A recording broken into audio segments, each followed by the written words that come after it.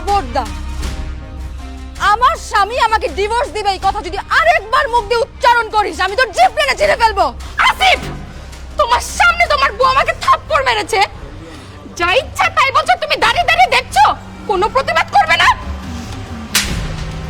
তোর এত বড় সাহস, তুই আমার গার্লফ্রেন্ডের গায়ে হাত তুলেছিস? ও ঠিকই বলেছে, আমি প্রথমে তোকে ডিভোর্স দিব, তারপর ওকে বিয়ে করবো। এখান থেকে যা।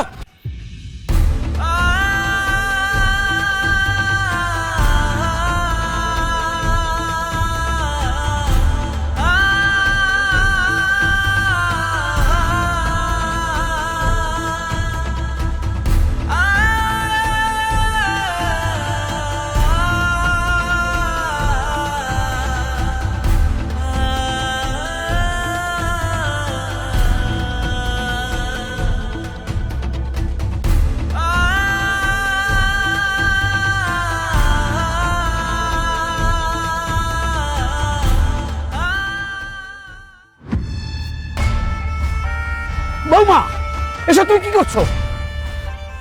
বাবা, আমার মরতে দেন বাবা, এই জীবনটা আমি রাখতে চাই না বাবা। কেন কেন তুমি নিজেকে শেষ করে দিতে যাচ্ছ বলো? বাবা, আপনার ছেলে এতদিন আমারে অনেক অবহেলা করছে, অনেক অপমান করছে, অত্যাচার করছে, আমি সব মাইনে নিছি বাবা, কিন্তু আজকে আমি নিজের চোখে যা দেখে আসছি বাবা, এটা আমি কোনোভাবেই মাইনে নিতে পারতেছি না বাবা। কষ্টে আমার মুখটা ফাইটা যাইতেছে বাবা, আপনি আমার মরতে দেন। তুমি কি দেখে এসেছো আমাকে বলো বৌমা।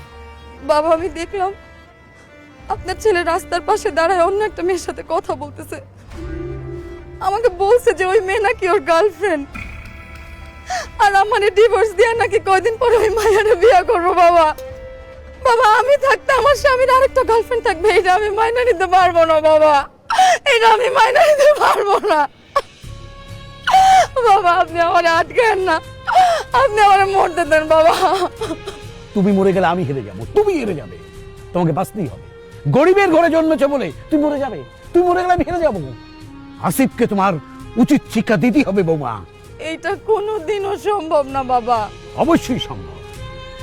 আমি বুঝতে পারছি যে সোজা আঙুলে ঘি উঠবে না, এবার আঙুলটা আমাকে বাঁকা করতেই হবে।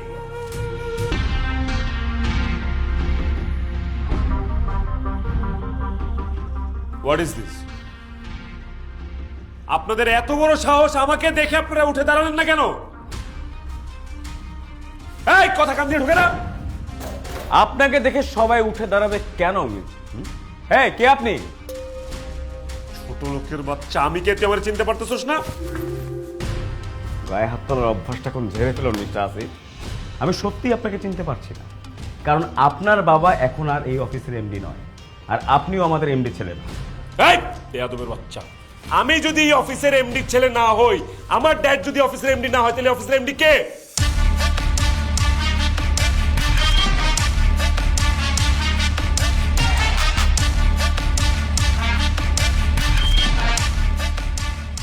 আমি অফিসের এমডি। হোয়াট? তুই এই অফিসের এমডি মানে? ছোট লোকের বাচ্চা, তোর এই অফিসের এমডি কে বানিয়েছে? আমি। বাবা, ও কি বলছে এগুলো? তুমি গ্রামের এই চাষা মেয়েটাকে অফিসের এমডি বানিয়ে ফেলেছো? আমি ওকে এমডি বানিয়েছি। এখন থেকে আমার সমস্ত ব্যবসা বাণিজ্য এই অফিসের সমস্ত কিছু শিরিন দেখাশোনা। এইসব তুমি কি বলছো বাবা? আমি তোমার ছেলে থাকতে এই মেয়েটা কেন অফিসের এমডি হবে? এই মেয়েটা কেন অফিসে সবকিছু দেখাশোনা করবে? কারণ আমার সমস্ত স্থাবর অস্থাবর সম্পত্তি এবং আমার ব্যবসা বাণিজ্য ফ্যাক্টরি সব আমি শিরিন নামে লিখে দিই। বাবা, তুমি এসব কি বলতেছো? Are you out of your mind? আপনার বাবা ঠিকই বলছে, আপনার বাবার যত সম্পত্তি ছিল সব এখন আমার নামে। এই অফিসের এমডি আমি। একটাবার চিন্তা করে দেখেন তো, আপনার তো আগেও কিছু ছিল না, আপনার যা ছিল তার সবই আপনার বাবার। আপনি আপনার বাবার টাকায় বড়াই করতেন, আপনার বাবার টাকায় আপনি বড় বড় কথা বলতেন। আপনি আসিফ চৌধুরী। আচ্ছা, কি যেন একটা বলতেন আপনি আমাকে? ফকিন্নির বাচ্চা, ছোট লোক। এখন তো ফকির আপনি। যান রাস্তায় রাস্তায় ভিক্ষা করেন। আমি আপনাকে এই অফিসে আর কোনো দিনও দেখতে চাই না। যান, গেট লস্ট। অসম্ভব। আমি আমার বাবার অফিস ছেড়ে কোথাও যাব না। বাবা, শিরিন আমাকে অফিস থেকে বের করে দিতে চাচ্ছে, তুমি কিছু বলছো না কেন ওকে? আমি কি বলবো? শিরিন এই অফিসের এমডি, সেটাকে রাখবে না রাখবে সেটা তার ব্যাপার, আমার কিছু বলার নেই। বাবা, বাবা, আপনার বাবাকে ডেকে কোনো লাভ হবে না। 1 মিনিটের মধ্যে আপনি এই অফিস থেকে বের হবেন, না হলে আপনাকে ঘাট ধাক্কা দিয়ে বের করে দেওয়া হবে। এইটা আমার বাবার অফিস, আমার অফিস। এই অফিস ছেড়ে আমি 1 মিনিটের জন্য বের হবো না। ওকে ফাইন, ম্যানেজার সাহেব উনাকে ঘাট ধাক্কা দিয়ে এখান থেকে বের করে দেন। Yes madam. এই আপনি একটু বেরোন তো। এই বেরো ম্যানেজার সাহেব, বেরো। আপনি তো কাজটা ঠিক করতেছেন। বেরো! বের কর!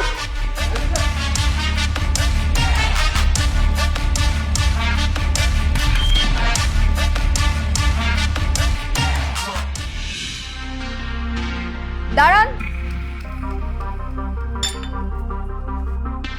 আপনি এই বাড়িতে ঢুকেছেন কোন সাহসে? মানে আমার বাড়িতে আমি ঢুকবো, কার সাহস নিয়ে ঢুকতে হবে কেন আমার? কি বললেন আপনি? এটা আপনার বাড়ি না, এটা আপনার বাড়ি না, এটা আপনার বাড়ি ছিল, কিন্তু এখন এটা আমার বাড়ি। হোয়াট? এটা আপনার বাসা মানে? এই বাসা আপনার বাসা কিভাবে হলো? কারণ এই বাড়িটা আমি শিরিনের নামে লিখে দিয়েছি। তুমি এসব কি বলছো বাবা? তোমার যে একটা ছেলে আছে সেটা তুমি একবারও ভাবলে না? তুমি যে এই বাড়িটা শিরিনের নামে লিখে দিয়েছো, এখন আমি কোথায় যাব, কোথায় থাকবো? তুমি কোথায় থাকবে, কোথায় যাবে, তাহলে আমি কি জানি? আমার পছন্দ অপছন্দের গুরুত্ব যেহেতু তোমার কাছে নেই, আমারও নেই। আমি একটা মেয়েকে পছন্দ করে এই বাড়ির বউ করে নিয়ে এলাম। আর কি তুমি কি করলে? তাকে অত্যাচার করলে, অবহেলা করলে, অপমান করলে। এখন তুমি কি করবে না না করবে সেটা তোমার ব্যাপার, এ ব্যাপার নিয়ে আমার ভাববার কিছুই নেই। আপনার মনে আছে কিছুদিন আগে আমার বাবা এই বাড়িতে এসেছিল, আর আপনি আমার বাবাকে ঘাট ধাক্কা দিয়ে বের করে দিয়েছিলেন। সেদিন আমি আর আমার বাবা যে কতটা কষ্ট পেয়েছে এটা আমি আপনাকে বলে বুঝাতে পারবো না। সেদিন যেহেতু আমার বাবার এই বাড়িতে কোনো জায়গা হয়নি, আজকে আপনারও এই বাড়িতে কোনো জায়গা হবে না। বেরিয়ে যান, এক্ষুনি বেরিয়ে যান। না না না না না, আমি বাড়ি থেকে বেরোবো না। শিরিন, আমাকে না এই বাড়ির যে কোনো একটা কোনায় থাকতে দাও, যে কোনো একটা কোনায়। আমার তো অন্য কোথাও যাওয়ার জায়গা নেই, আমি কোথায় থাকবো বলো? থাকার জায়গা না থাকলে আপনি রাস্তায় ঘুমাবেন, তবুও আপনার এই বাড়িতে কোনো জায়গা হবে না। ভালোই ভালোই বলছি বেরিয়ে যান, নাহলে দারোয়ান ডেকে এনে ঘাট ধাক্কা দিয়ে বের করে দিব। বাবা, তোমার সামনে তোমার ছেলেকে একটা মেয়ে তোমার বাড়ি থেকে বের করে দিতে চাচ্ছে, তুমি কিছু বলবো না? ছেলে আমার ঠিক আছে, কিন্তু আমার কিছু বলার নেই। কারণ এই বাড়িও আমার না, এই বাড়ি শিরিনের। ও কাকে রাখবে না রাখবে সেটা তার ডিসিশন। আরে আমি থাকতে পারি কিনা সেইটা ভাবছি, এই ব্যাপারে আমার কিছু বলার নেই। বাবা, আপনার মধ্যে যদি বিন্দু পরিমাণ লজ্জা থেকে থাকে, আপনি এক্ষুনি এই বাড়ি থেকে বের হয়ে যাবেন। ও বুঝছি, আপনি ভালোই ভালোই বের হবেন না, তাই তো? দারোয়ান, এই দারোয়ান! থাক, দারোয়ান ডাকতে হবে না, আমি বেরিয়ে যাচ্ছি।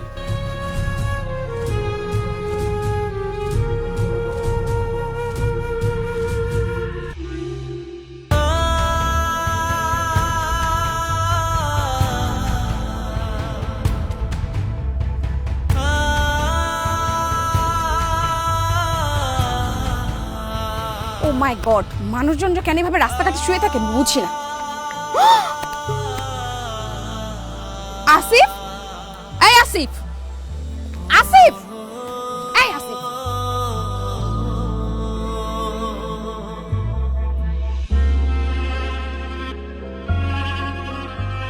তোমার কি মাথা খারাপ হয়ে গেছে নাকি তুমি পাগল হয়ে গেছো? এই দিনে দুপুরবেলা তুমি রাস্তার মধ্যে এভাবে শুয়ে আছো কেন? শুধু দিনে না, কালকে সারা রাত আমি রাস্তায় ঘুমিয়েছিলাম। হোয়াট?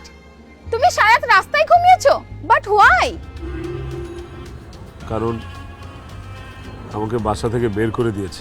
আরে বাবা, আঙ্কেল তোমাকে বাসা থেকে বের করে দিয়েছে বলে তুমি রাস্তায় শুয়ে থাকবা? আমাকে একটা কল দিতে পারতা, আমি নিজে এসে তোমাকে আমাদের বাসায় নিয়ে যেতাম।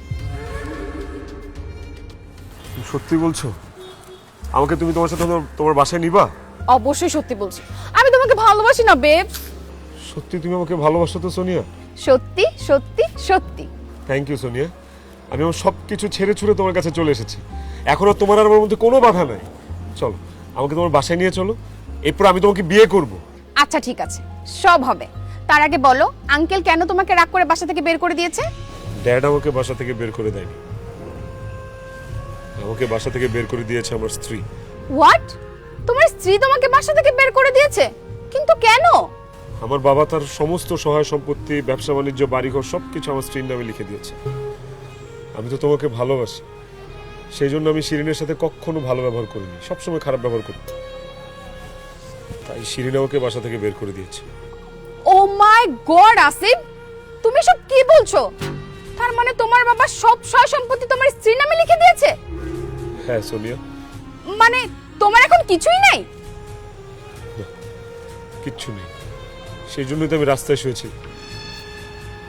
আমি একদম পথের ফকির হয়ে গেলাম। সোনিয়া, সোনিয়া আমাকে তোমার সাথে নিয়ে চলো না, আর আমি তোমাকে বিয়ে করব, আমাকে নিয়ে যাও প্লিজ। এই ফকিনির বাচ্চা, আচ্ছা তুই ভাবলি কি করে তোর মতো একটা ফকিনির বাচ্চাকে আমি বিয়ে করব, যার বাপের কিনা কিচ্ছু নাই? শোন, তোর বাপের অনেক টাকা ছিল, তোর গাড়ি ছিল, তুই আমাকে দামি দামি রেস্টুরেন্টে নিয়ে খাওয়াতি, দামি দামি গিফট করতি, আর সেজন্যই আমি এতদিন তোকে ভালোবেসেছিলাম। কিন্তু এখন তো তুই রাস্তার ফকির, তুই আমাকে কিছুই দিতে পারবি না। আর তাই তোর সাথে সম্পর্ক তো দূরের কথা, আজকের পর থেকে আমি তোর সাথে পরিচয় রাখবো না। আর খবরদার, আমার সাথে একদম যোগাযোগ করার ট্রাই করবি না। বাড়ি সোনিয়া,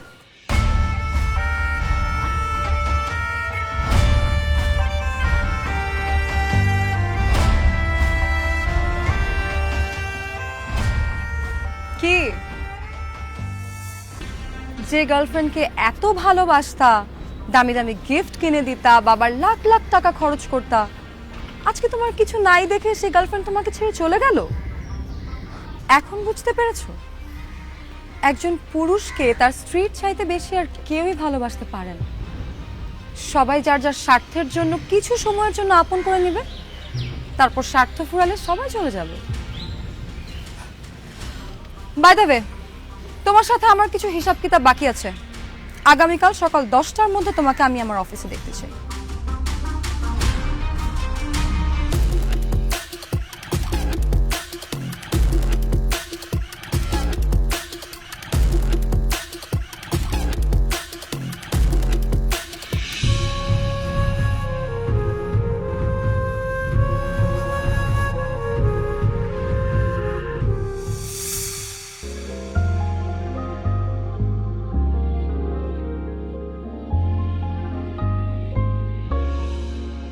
কি ব্যাপার, আপনি এভাবে অফিসে চলে আসলেন কেন? শিরিন তুমি না বললে আমাকে অফিসে আসতে? আমি আপনাকে অফিসে আসতে বলেছি, আপনি পারমিশন ছাড়া আমার রুমে ঢুকলেন কেন? I am sorry. কিসের সরি? হ্যাঁ, এই এই বাইরে যান, যান গেটের বাইরে গিয়ে দরজায় দাঁড়িয়ে বলবেন, ম্যাডাম আমি কি ভিতরে আসতে পারি? বুঝতে পেরেছেন? যান। ম্যাডাম বলবো? আমি এই অফিসের এমডি, আপনি আমাকে ম্যাডাম বলবেন। আর হ্যাঁ, আপনি করে কথা বলবেন। এখন ম্যানেজার যেটা বলেছে সেটা করেন, যান।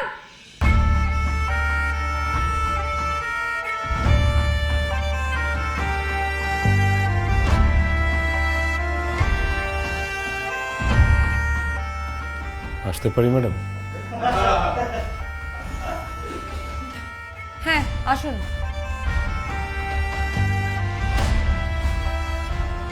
ম্যাডাম আমাকে ডেকেছিলেন কিছু হিসাবের জন্য।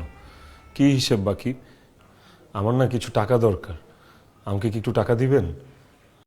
আজকে দুপুরবেলা কি খাবো সেটাও আমি জানি না, প্লিজ আমাকে কিছু টাকা দেন ম্যাডাম।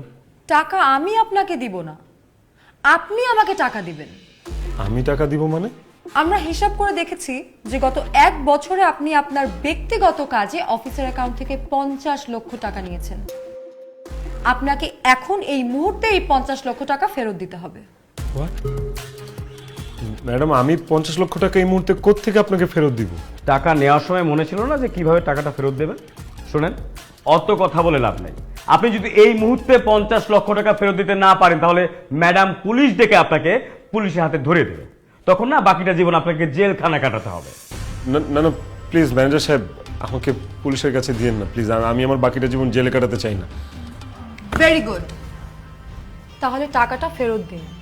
ম্যাডাম বিশ্বাস করেন, আমার কাছে বিষ খাওয়ার টাকাটাও নেই, আমি আপনাকে 50 লক্ষ টাকা কোত্থেকে দিব? আমাকে মাফ করে দেন, এই টাকাটা আমি দিতে পারবো না। মাফ চায় ফকির মিসকিনরা। মিস্টার আসিফ, ভাগ্যের কি নির্মম পরিহাস দেখুন।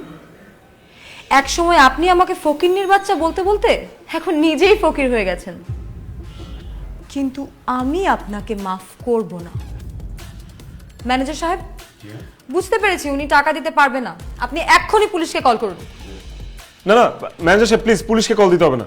ম্যাডাম ম্যাডাম আমাকে আর কিছুদিন সময় দিন, আমি আপনার টাকাটা দিয়ে দিব ম্যাডাম, আমাকে একটু সময় দিন।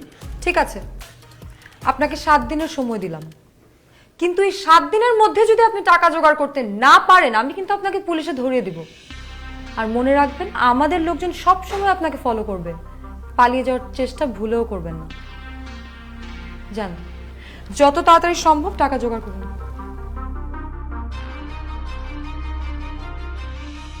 কি রে এই মামা, একটু কথাটা শোন না, আমি তো করে কি কইতেছি, ফোনটা রাখ না। কি রে মামা, বন্ধু ফোনটা রাখ তো, তোর সাথে আমার জরুরি কথা আছে, একটু কথাটা শোন। তুই ফোনে হাত দিতাছস কেন? কি বলবি তাড়াতাড়ি বল, আমার কাজ আছে। শোন, তোর যা কিছু বলার তাড়াতাড়ি বল, আমার কিন্তু সময় নেই। বন্ধু আমার না খুব জরুরি ভিত্তিতে 50টা লাখ টাকা খুব দরকার, আমাকে 50টা লাখ টাকা ধার দিয়ে নিলে পুলিশ আমার যে কোনো সময় ধরে নিয়ে যাবে, আমি জেলের ভাত খেতে চাই না মামা, প্লিজ আমাকে একটু হেল্প কর। আমারে কি পাগলে পাইছে যে তোর মতন ফকিন্নির বাচ্চারে 50 লাখ টাকা ধার দিব? সব তুই কি বলছিস তোমার? আরে বেটা, তোরে এই মুহূর্তে যদি 50 টাকা ধার দিই তুই তো সেইটাই দিতে পারবি না। 50 লাখ টাকা তো অনেক দূরের ব্যাপার। শোন, ফালতু কথা বলবি না, এখানে যা। তোরা আমার সাথে এইভাবে কথা বলতে পারলি? আমি তোদের জন্য কি না করেছি বল? নিজে একটা শার্ট কিনলে তোদেরকেও কিনে দিতাম, যেইখানে যেখানে ঘুরতে যেতাম তোদেরকে সাথে করে নিয়ে যেতাম, আমার খরচে নিয়ে যেতাম, ঢাকা শহরে যত বড় বড় রেস্টুরেন্ট আছে সবগুলোতে তোদেরকে খেতে নিয়ে যেতাম। তোরা আজকে যে ব্যবসা করতেছিস, এই ব্যবসার টাকাটা পর্যন্ত আমার দেয়া তোদেরকে, আজকে তোরা জায়গায় পোল্ট্রি নিয়ে নিলি। এইসব পুরাতন কাসুন্দি ঘাইটা না এখন কোনো লাভ নাই, তুই এখান থেকে যা তো, সময় নষ্ট করিস না, যা ভাগ। হায় রে বেঈমান, তোরা আমার সাথে এত বড় বেঈমানি করলি? বিপদে পড়লে যে বন্ধু চেনা যায় এটা আবার প্রমাণ হইল। ঠিক আছে, আমাকে তোদের টাকা ধার দেওয়া লাগবে না, আমার কাছ থেকে তোরা যে টাকাটা ধার নিছিলি সেই টাকাটা আমাকে ফেরত দে। এই বেটা, তোর কাছ থেকে আমরা কবে আবার টাকা নিছি? আরে তোরা যে ব্যবসার কথা বইলা আমার কাছ থেকে 5 লক্ষ টাকা নিলি, সেই টাকাটা অন্তত আমারে ফেরত দে। এ বেটা, এই তোর কাছ থেকে যে আমরা ব্যবসার জন্য টাকা ধার নিছি, তোর কাছে কোনো প্রমাণ আছে? তোরা আমার বন্ধু, আমি বন্ধু মনে করে তোদেরকে টাকা ধার দিচ্ছি, সেই জন্য আমার প্রমাণ কি? বন্ধু বান্ধবের মধ্যে প্রমাণ রাখতে হবে। তোর যেহেতু কোনো প্রমাণ নেই সেহেতু আমরা কোনো টাকা ধার নেইনি, তোরে কোনো টাকাই শোধ করবো না, ভাগ। হারামির বাচ্চারা, তোর আমার টাকা ফেরত দিবি না? তোর আমার টাকা ফেরত দিবি না? এই তোর আমার টাকা দিতে হবে।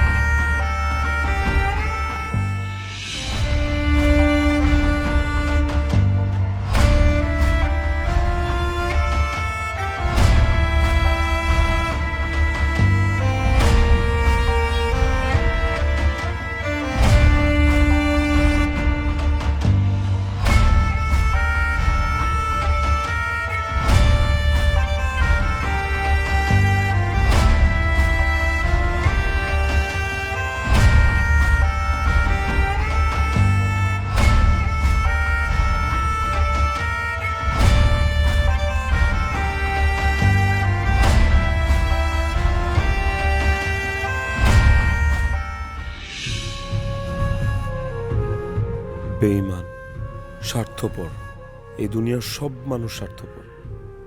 স্বার্থ ফুরিয়ে গেলে কেউ কাউরে চেনে না। কত মানুষের জন্য আমি কত কিছু করলাম, অথচ আমার বিপদে কেউ আমাকে চিনল না।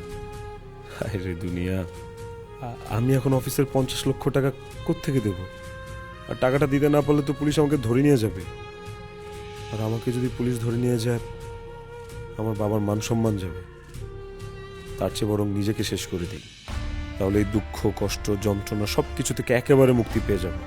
হ্যাঁ, এই নিষ্ঠুর পৃথিবীতে আমি আর থাকবো না, সবাইকে ছেড়ে চলে যাব।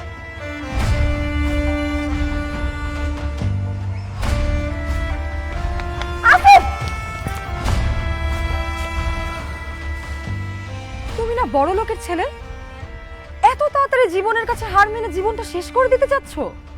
হ্যাঁ, আমি জীবনের কাছে হেরে গেছি, আমার বেঁচে থাকার আর কোনো ইচ্ছে নেই, সেজন্য নিজেকে শেষ করে দিচ্ছি। শিরিন, তোমাকে ধন্যবাদ। তুমি যদি আমাকে বাসা থেকে বের করে না দিতে, অফিস থেকে বের করে না দিতে, তাহলে না আমি বুঝতেই পারতাম না যে জীবনটা এত কঠিন। এই পৃথিবীর সব মানুষ স্বার্থপর। স্বার্থ ফুরিয়ে গেলে কেউ কাউকে চেনে না। জানো শিরিন, তুমি আমাকে বাসা থেকে বের করে দেওয়ার পর একবেলা খাওয়ার জন্য 10টা টাকা উপার্জন করার জন্য আমি যে কত কষ্ট করেছি, অথচ আমার বাবা বড়লোক বলে আমি তার কত টাকা নষ্ট করেছি, আজে বাজে খরচ করেছি, কত খাবার অপচয় করেছি, কত মানুষকে কষ্ট দিয়েছি, বাবার মনে আঘাত দিয়েছি, তোমার মনে কষ্ট দিয়েছি। আসলে আমি না এতটা বিগড়ে যেতাম না। কেন আমি বিগড়ে গেছি জানো? কারণ আমি লাইফে কোনোদিন অভাব দেখিনি। আমার বাবা আমাকে কোনোদিন অভাব বুঝতে দেয়নি। কষ্ট কি জিনিস, বাস্তবতা কি জিনিস, পরিশ্রম কি জিনিস তুমি কোনোদিন আমাকে বুঝতে দাও নাই বাবা। আমি যদি জন্মের পর থেকে অভাব দেখতাম, পরিশ্রম দেখতাম, কষ্ট দেখতাম, তাহলে আমার মধ্যে এত অহংকার জন্মাতই না। মানুষকেও আমি মানুষ হিসেবে মূল্যায়ন করতাম। এই কয়দিনে আমি আরো একটা জিনিস বুঝেছি, বাপের টাকায় বড়াই দেখানোর আসলে কিছুই নাই। বাবার যত টাকা পয়সাই থাকুক, সেটা শুধুই বাবা। একটা সন্তানের উচিত নিজের যোগ্যতায় কিছু করা, নিজের পায়ে দাঁড়ানো। আমি এও শিখেছি, যখন ভালো সময় থাকবে সবার সাথে ভালো ব্যবহার করা উচিত, আর এমন কিছু আপন মানুষ বানানো উচিত যারা কিনা বিপদে পাশে এসে দাঁড়াবে। বাবা, তোর কথাটা শুনে আমার গর্বে বুক ভরে উঠছে। অনেক দেরিতে হলেও তুই তোর ভুল বুঝতে পেরেছিস। আসলে ভুল তো তোর একার নয়, আমাদেরও। এই সংসারের অভাব অনটন তুই কখনো বুঝতে দেয়নি। যখন চেয়েছিস কাঁড়ি কাঁড়ি টাকা তোর হাতে দিয়েছি, একবার বুঝাইনি যে এই টাকাটা ইনকাম করতে কত কষ্ট হয় একটা মানুষের। ব্যবসা বাণিজ্য বিত্ত বৈভব প্রতিবন্ধী মধ্যে ডুবেছিলাম। একবার পিছন ফিরে তাকাইনি যে আমার একটা ছেলে আছে, তাকে আমার সময় দেওয়া উচিত, কাউন্সিলিং করা উচিত, তার সাথে থাকা উচিত, টেক কেয়ার করা উচিত। অনেক দেরিতে হলেও তুই তোর ভুল বুঝতে পেরেছিস, এতেই আমি আনন্দিত। শিরিন, তোমাকে আমার বিশেষ ধন্যবাদ যে আমাদের পুরো প্ল্যানটাই সাকসেসফুল হয়েছে। প্ল্যান? কিসের প্ল্যান বাবা? তোমার অহংকার পতনের প্ল্যান। মানে বাবা আমাকে কোনো সম্পত্তি লিখে দেয়নি। এই সব কিছু আমাদের একটা সাজানো নাটক ছিল, আর এই নাটকটা আমরা করেছি যাতে তোমার অহংকারের পতন হয়, তুমি যেন নিজের ভুলটা নিজে বুঝতে পারো। আর আল্লাহর কাছে লাখ লাখ শুকরিয়া যে তুমি তোমার ভুলটা বুঝতে পেরেছো। আমি তোমার স্ত্রী হয়ে তোমার সাথে অনেক খারাপ ব্যবহার করেছি, তুমি আমাকে ক্ষমা করে দিও। আমি যাই করেছি তোমার ভালোর জন্য, তোমার পরিবর্তন হওয়ার জন্য করেছি। স্যার আমি যা করেছি সবই ম্যাডাম আর স্যারের কথায় করেছি sir. I am sorry sir. তোমরা সবাই আমাকে ক্ষমা করে দিও। শিরিন, তুমি আমাকে প্লিজ ক্ষমা করে দিও। তুমি যদি এই নাটকটা না সাজাতে না, আমি আসলেই কোনোদিন বদলাতাম না, এই বড় লোকের অহংকারী ছেলে হয়ে থাকতাম। আমি কথা দিচ্ছি তোমাকে শিরিন, আমি আর কোনোদিন তোমার সাথে খারাপ ব্যবহার করব না। তুমি আমার যোগ্য স্ত্রী, কোনোদিন তোমাকে অবহেলা করব না, অপমান করব না। বাকিটা জীবন আমি তোমার এই 2 হাত ধরে পার করে দিতে চাই। Sorry please.